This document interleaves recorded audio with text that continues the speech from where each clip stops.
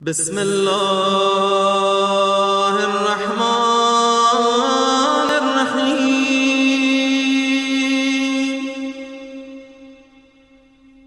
إلهي عظم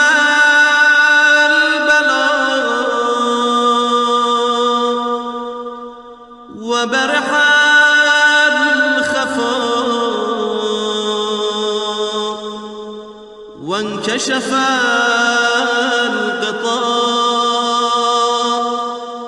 وانقطع الرجاء وضاقت الأرض ومنعت السماء وأنت المستعان وإليك المشتكى وعليك الشدة والرخاء. اللهم صل على محمد وآل محمد أولي الأمر الذين فرضت علينا وعرفتنا بذلك منزلته ففرج عنا بحقهم فرجا عاجلا قريبا كلمح البصر أو هما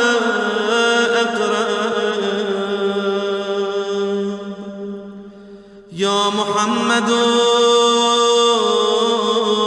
يا علي يا علي يا محمد اكفياني فإنكما كافيان وانصراني فإنكما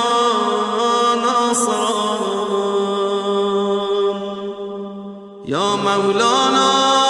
يا صاحب الزمان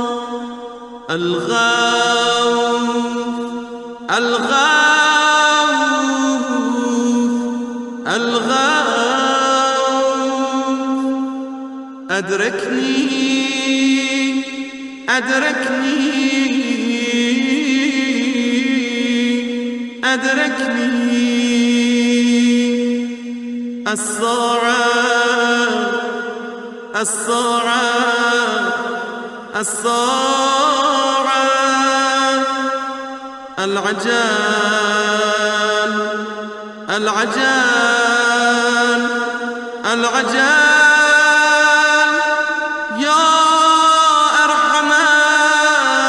الراحمين بحق محمد وآله